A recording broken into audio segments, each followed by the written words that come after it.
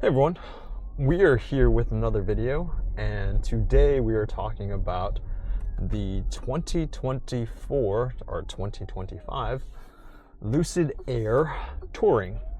Now, Lucid is a very new company and they make purely electric cars. So what does an electric car mean? Just battery. The fuel is battery. And I believe this is lithium ion and NMC battery chemistry. But this is the Touring. It comes in a few different models in terms of like what you can, and it's very similar to how the Tesla Model 3 and Model Y work in terms of like the actual like options that they have. So there's a rear-wheel drive, which equals the Pure, and then there's the long-range all-wheel drive, which also equals the Touring, which is this one, and then there's a Grand Touring, which also equals kind of what the Model 3 performance is like. And then obviously for the Lucid, there is also the Sapphire. So this car, the 0 to 60 in 3.5 seconds, and it has 620 horsepower, so a ton. The issue is that this car weighs just over 5,000 pounds, so there's where you have sort of the power to weight kind of suffers from that, and that's why in comparison to like a Model 3 performance, you don't have nearly as much horsepower. Now, what is the difference between Lucid and Tesla? I think is probably the start, is where we should go. Lucid is kind of like Tesla on steroids in terms of the hardware. Now, from the software perspective, I don't think they're quite there. They are missing some of the features. They give you a key fob, but the virtual key where you just use your phone is not as good. The overall app, the overall experience in the infotainment is not nearly as good. But in general, it's quite a good car, and they packaged everything very, very well, where the motors are very, very small.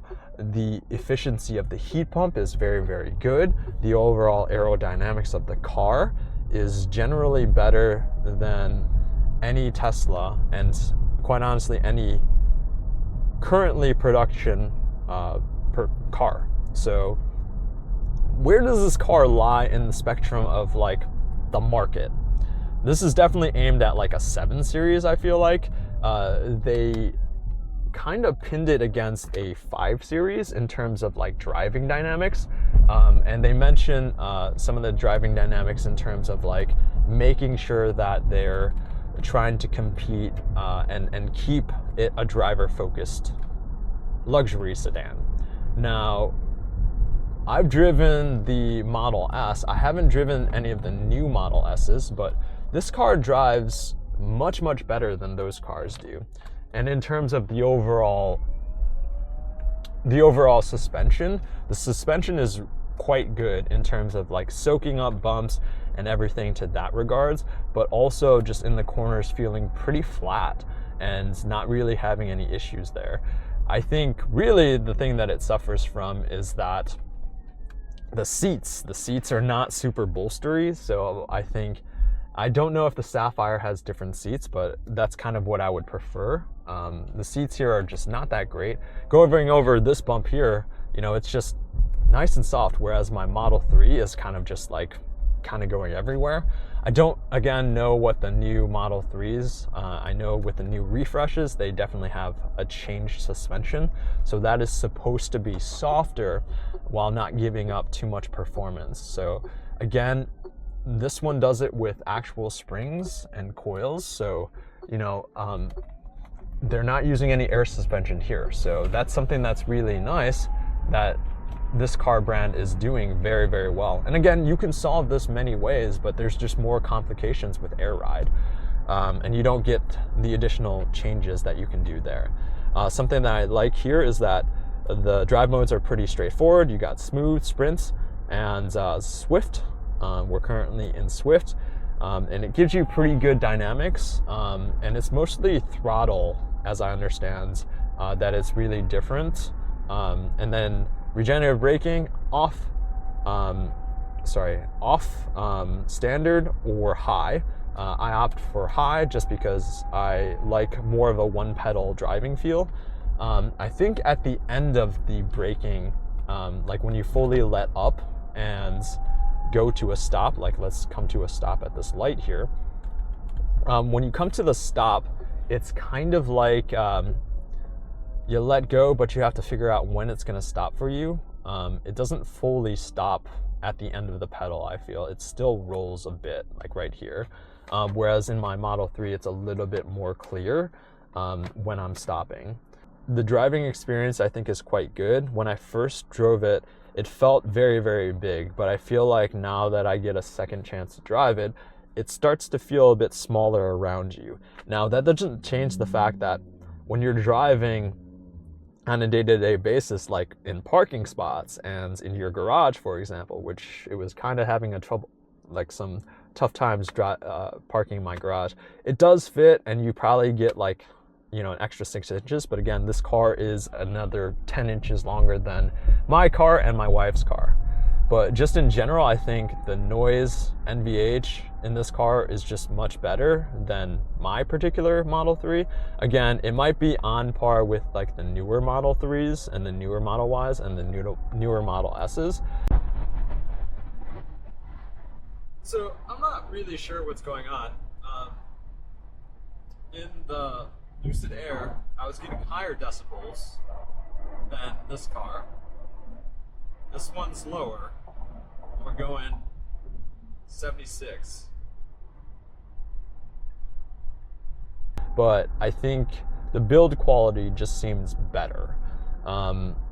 And again, that's not something that is very objective. To me, it's just very subjective with just feeling things around the bits. And like I drove the Porsche Taycan very recently, and then drove it on the same day as this car.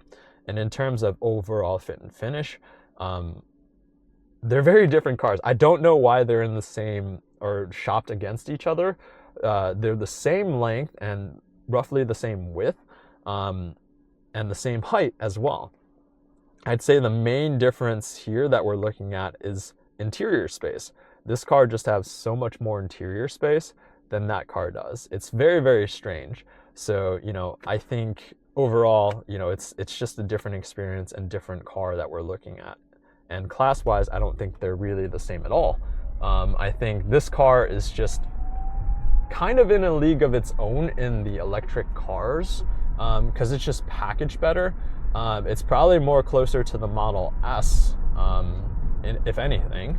And there are some stark differences there too. I think in this car you also get just a ton more interior space. There's just so much legroom. But overall, if you look at performance, it's probably very, very similar. But again, to this car, the looks, I still driving down the road and there are people looking at me. So in general, I think this car is still getting plenty of looks as of right now, even after being like out for 3 years. So that is something that is nice to see in terms of like, you know, comparing it to other cars on the road. It will eventually become like once the, because these cars drop very, very, like so much in terms of, oof. And that's the other thing. This is on I think it's a 900 volt architecture. So when you press the accelerator, it does not give up on you. And that's something that's hugely different in comparison to the Model 3 and the Model Y. And I think the Plaid does not suffer from this, but all the rest of the Teslas do suffer from this, where it runs out of acceleration after a certain amount of time driving it. But this one is still pulling after the 0 to 60 when I noticed it. And on the highway, it still has a ton of pull as well. What I like about this car, it's just kind of a sleeper. It looks really nice. It's different. The two-tone paint on the outside, so you get a little bit of silver and then you get some of the base paint that you have as well. So this car specifically is that dark gray color. but it has like the silver accents as well. So we're at like, that's like 80 right there, 85. So this thing gets up and goes with that over 600 horsepower. Does 0 to 60 3.5 seconds. So technically the Model 3 is supposed to perform better in terms of acceleration 0 to 60. But after that, this car does not let up. I can't fault this car. When I sit in this car, it just feels more expensive than any Tesla that I've been in. I think there are some bits here, fit and finish wise, that they can certainly work on. The steering wheel is kind of creaking. There is a bit of plastic in the middle. It is similar to my Model 3 steering wheel in that the materials are very similar. So you got the hard plastic right here.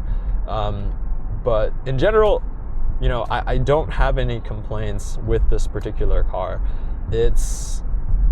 I would say the complaints that I would have are around maybe the fit and finish quality aspect of it, and then also the software. It's not super good, but any car can be adjusted to, and you can get used to what the infotainment is like. Now, one of the things that I really liked about my Model 3 is that they make updates frequently, and it's pretty evident that they want that experience to feel new and fresh. So they spend a lot of money and spend a lot of time in that. Now this car, driver settings, partial, off. You can turn off the stability control, which is nice. So we're gonna go here.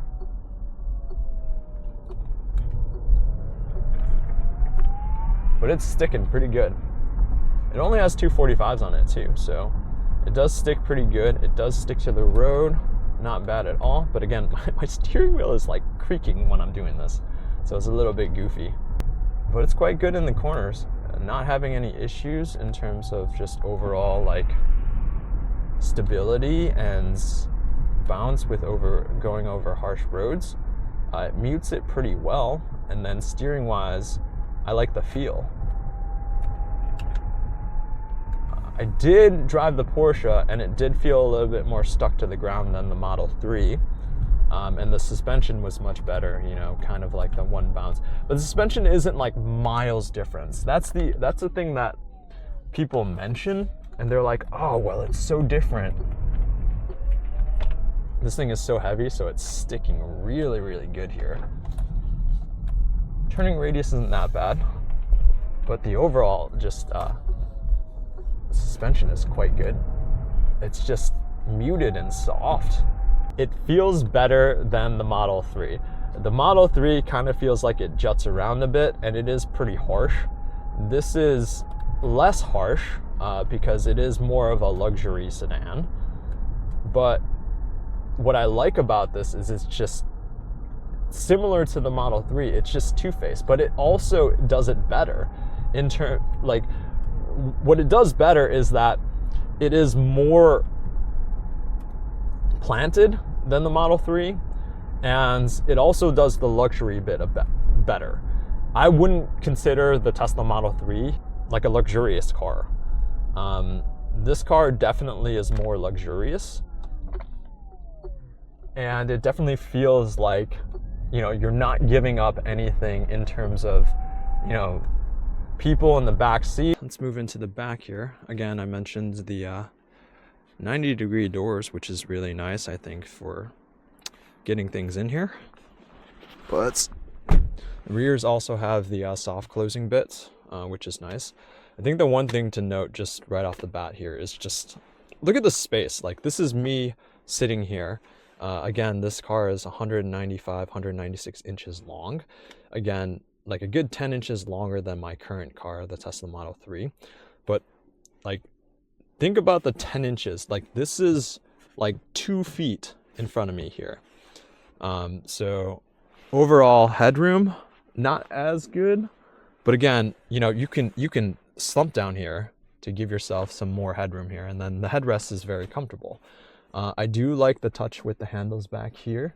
I think that's also something that it's missing. There are no hooks. No hooks. Lucid, no hooks. There are no handles in the front, which is sad. But in general, just Jesus, this is like ginormous in the back here. This is like my one big, like, the packaging that they did here was just amazing. Like, this is insane. But getting past that, you know, your passengers are going to be very happy back here. Materials are quite nice, very much on Mercedes, Lexus, and Acura kind of feel. Leather bits, some plastic bits here. Again, the wood comes back here, and then again you get the more tan details here, and the seats are quite comfy. Sat back here for a little bit for a test drive, and yeah, they're quite good. But again, just the amount of space back here is crazy. What's nice too is you get the climate controls here. Again, manual to direct it, but you also get one here, which is great. So you get two that are coming your way. So here you can manage the sun visor. This is nice because you can turn on your heated seats back here, which is awesome. That's something that's really nice, because in the Tesla Model 3, I have to tell the person in the front, hey, you know, my butt's cold. Can you turn up the seat heaters back here? So this is a really nice touch. On my car, I think they've upgraded this, so they have a screen back here now in the latest models. But let's go into climate and actually turn this up here. So here I can turn it up. And again, something that's really, really cool. This happens immediately, and this is separate, side to side. Look at this. On the side here, I can turn this up to 10 here. I think it's 10.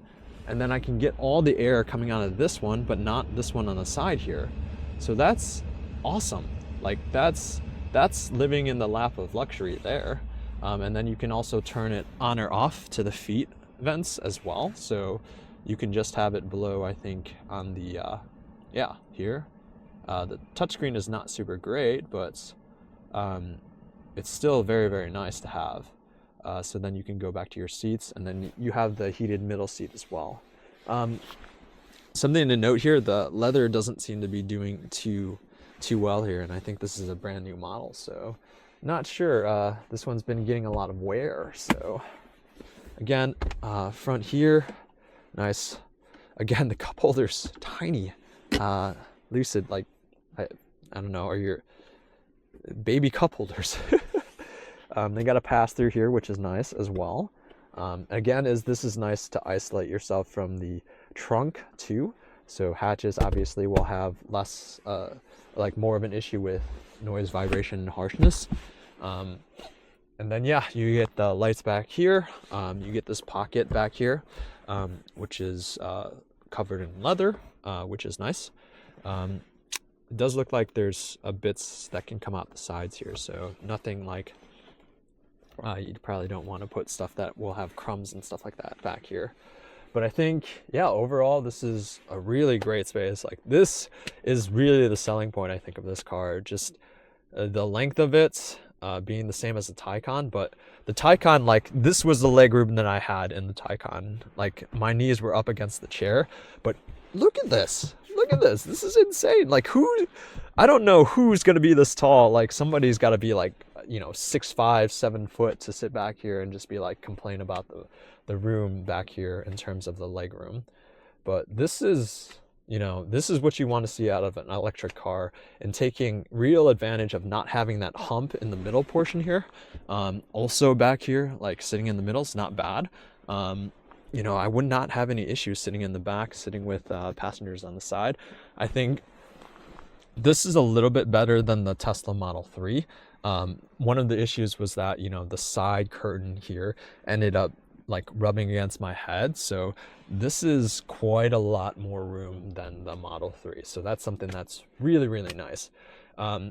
Taking it back to the front here, the mirrors, those have CR2032 batteries in them. So if they run out of batteries, you actually have to change them, because they're actually not connected to anything electrical in the car. It's just connected to that battery right there. So that's an interesting thing. Probably won't be an issue because LEDs don't take a lot of battery, and you likely don't use the vanity mirrors, or maybe you do, I don't know. Something to note here. So this is a little bit finicky. They go down pretty much all the way, but So I can bring this up here. So if I go up, this will bring this up, or it's supposed to. So you can see that, because get that sun out of my face here. There we go.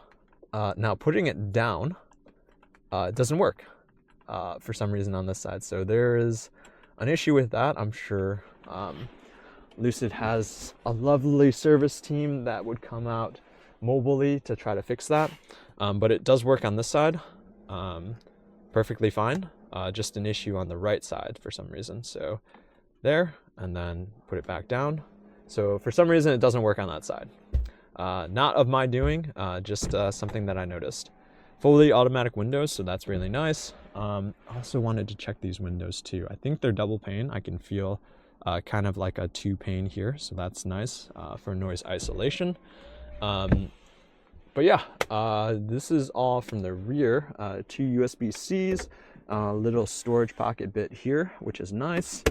No infotainment in the back here, just the sunshade and the climate controls. But all you need for people back here, quite honestly. If you need to watch something, put an iPad and strap it on here. Rear visibility, not so great.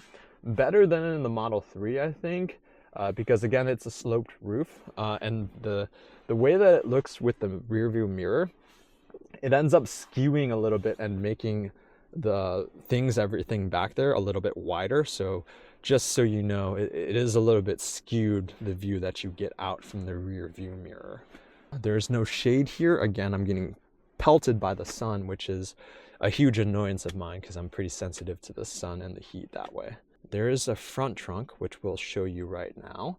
And I do want to show you some real world life tests of trying to fit things in this trunk.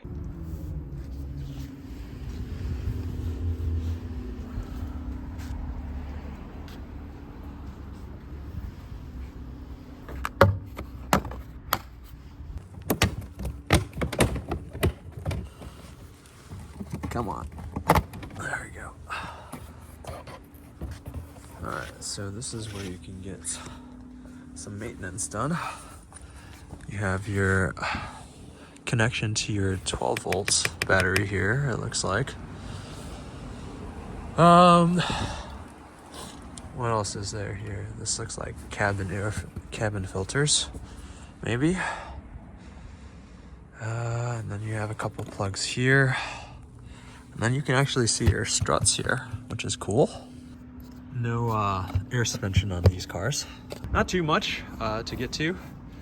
You kind of wish you had access to other things. Here's your brake fluid. And then I think your coolant. But this is where the front camera is there, right there. So you can see that in relativity to the rest of the car. Air vents. Looks like you can open or close them based on efficiency-wise. This also has a heat pump that scavenges from all the engine components. So it's by far one of the most efficient uses of the heat that the car generates. So I have a bike here. Let's try putting these seats down.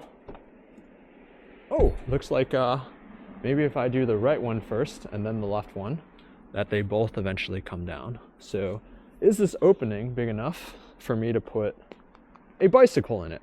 I mean, I think I normally take the front wheel off, so let's go ahead and take that off.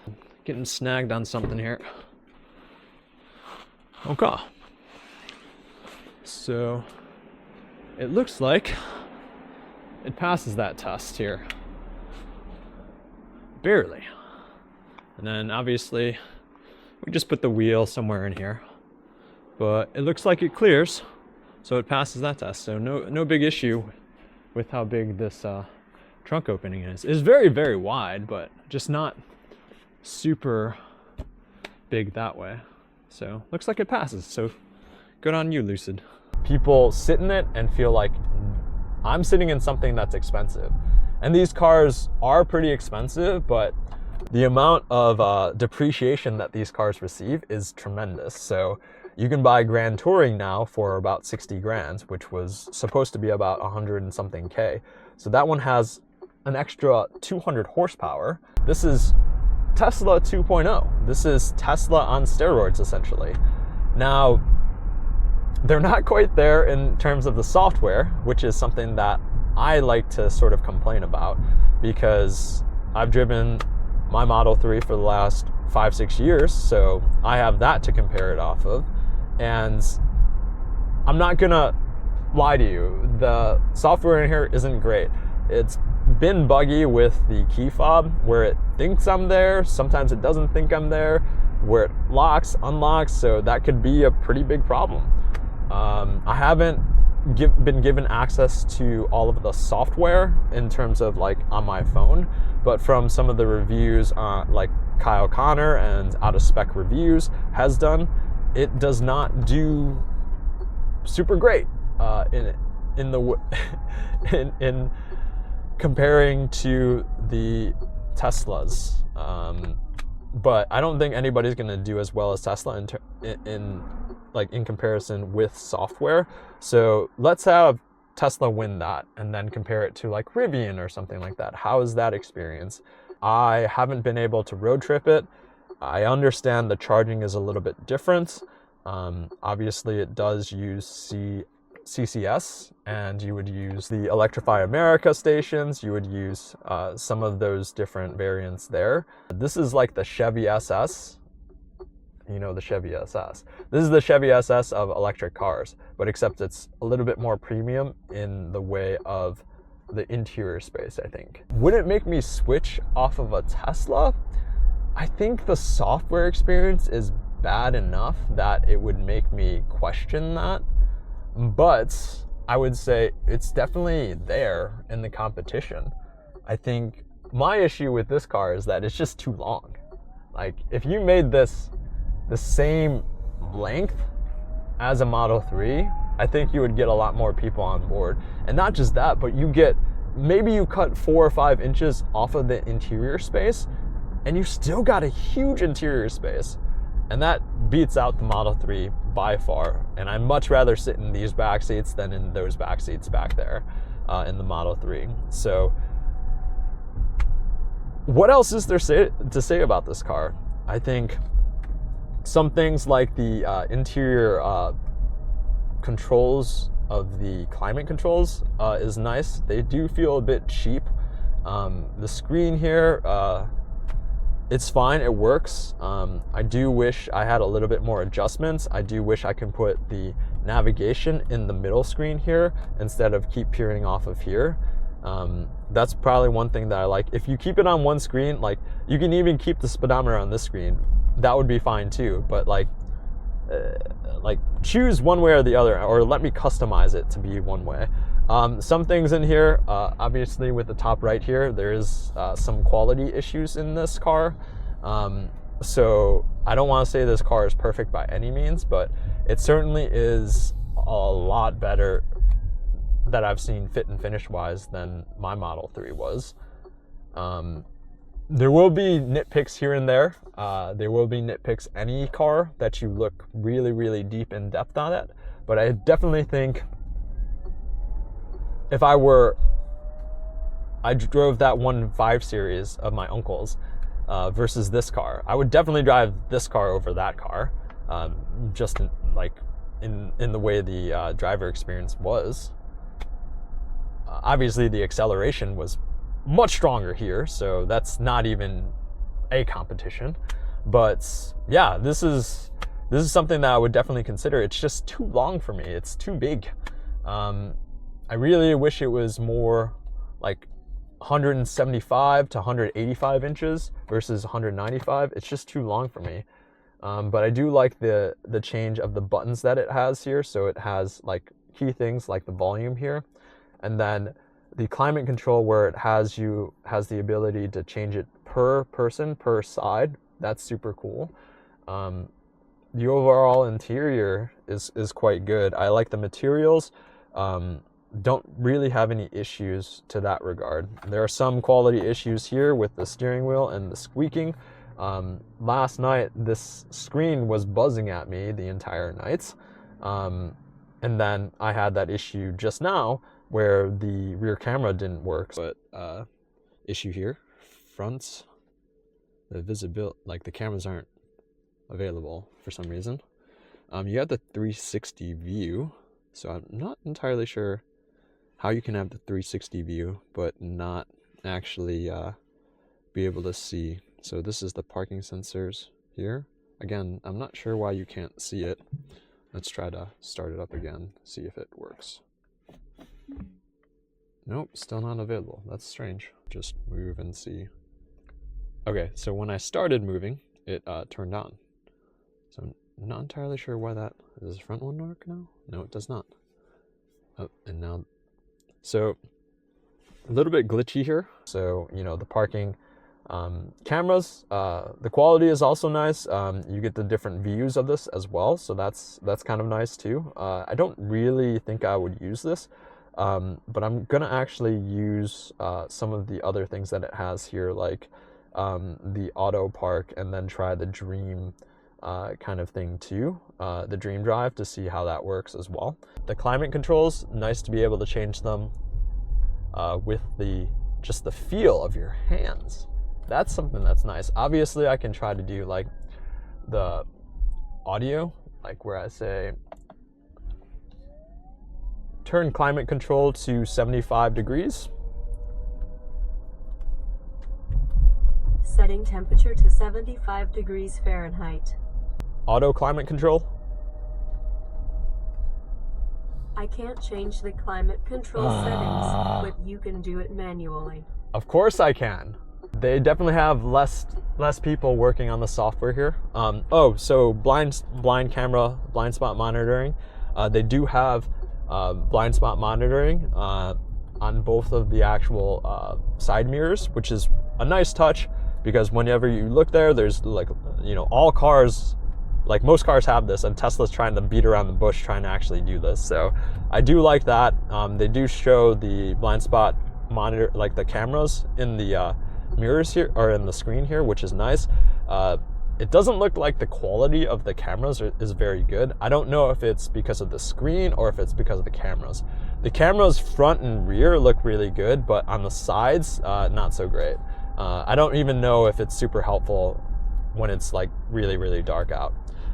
In terms of the infotainments, it's pretty responsive. It does lag some of the times that I've used it, mostly when looking at the owner's manual, but I think that's separate. I don't think it's downloaded to the actual car, but I could be wrong on that. It should really just be downloaded onto the actual car. But when scrolling through that, it's a little bit slow, but when doing this here, it's pretty quick. I don't see any particular issues with that.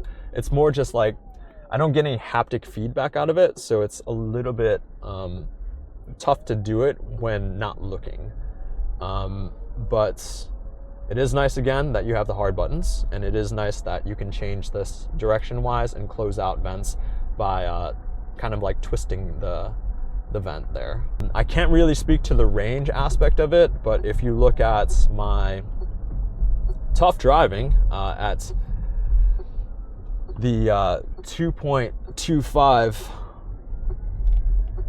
watts per kilogram, or watts per kilogram, miles per kilowatt hour, you know, that's pushing it and not getting even close to the 4 watts or 4 miles per kilogram, 4 miles per kilowatt hour. I guess in terms of anything here, oh, I wanted to do auto park, so we'll do the quick video of that, quick clip of that. Overall, the settings in here, again, there's not a lot that I can change here. All right, I don't know how slow I have to go to search for a parking spot, but it won't park anywhere. Or find a spot anywhere, seemingly. Not sure why. Dream Drive has probably the most, and it has a lot of arounds like the collision protection, cross-traffic protection, and so on and so forth. So all of that is pretty normal and pretty standard. With that said, thank you for watching, and we will see you in the next video. fine if you were like, you could scoot backwards. I have too much room. I don't even need to scoot back. Tell us how much room you have, my dear. Like, you could fit another human being in here. That's what I was saying. And I have long legs. I know. I believe you said you could fit 12 human beings. No, that's an exaggeration, okay? Yeah, I mean, I don't know. I kind of like it. it's definitely like it's in the back. Hit my head. Wait, how did that open? What? You pull backwards. But I barely. I hit my head. It's electric, so Wow, it's you like, barely have to touch it. yeah. You hit your head. Are you okay? How did I hit my head on this? There's so much room, but like, damn. It's probably Yeah, like I'm gonna sit in the back. you thought it was so much room that like you're just like holy. I'm gonna throw myself a party in here. Next time we go to dinner, I'm just gonna. Peters, we won't have it. Not if. Well, you will if Derek buys it. I think you should. If only for this.